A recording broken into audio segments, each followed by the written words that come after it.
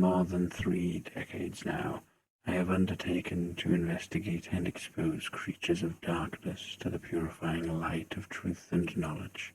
Hero, I am named in some circles. Sage and Master Hunter, I am called in others.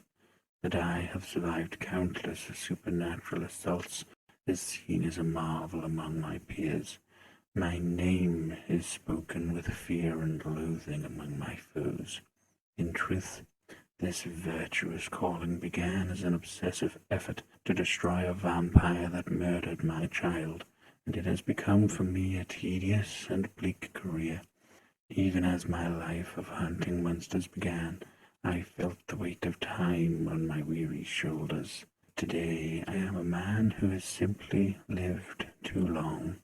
Like a regretful lich, I find myself inexorably bound to an existence I sought out of madness, and seemingly must now endure for all eternity. Of course I shall die, but whether I shall ever rest in my grave haunts my idle thoughts and torments me in my dreams. I expect that those who think me a hero will change their minds when they know the whole truth about my life as a hunter of the unnatural. Nevertheless, I must reveal here and now that I have been the indirect yet certain cause of many deaths, and the loss of many good friends. Mistake me not, I do not merely feel sorry for myself. Rather, I come to grips with the devastating realization. I now see that I am the object of a baleful Vistani curse. More tragically, the nature of this hex is such that I have not borne the brunt of it. Instead, far worse, those who surround me have fallen victim to it. I have related the tragic story of how my only child Erasmus was taken by Vistani and sold to a vampire. I explained how Erasmus was made a minion of the Night Stalker, and how it was my miserable part to free him from that fate at the point of a stake. What I have neglected to illuminate before is how I tracked Erasmus's kidnappers across the land, or how I extracted Erasmus's whereabouts from them. In fact, the Vistani took Erasmus with my own unwitting permission. They had brought an extremely ill member of their tribe to me one evening, and insisted that I treat him, but I was unable to save the young man's life. In fear of their retribution, I begged the Vistani to take anything of mine if only they would withhold their terrifying powers, of which I knew nothing. To my lasting astonishment, they chose to surreptitiously take my son in exchange for their loss. By the time I realized what had occurred, they were already an hour gone.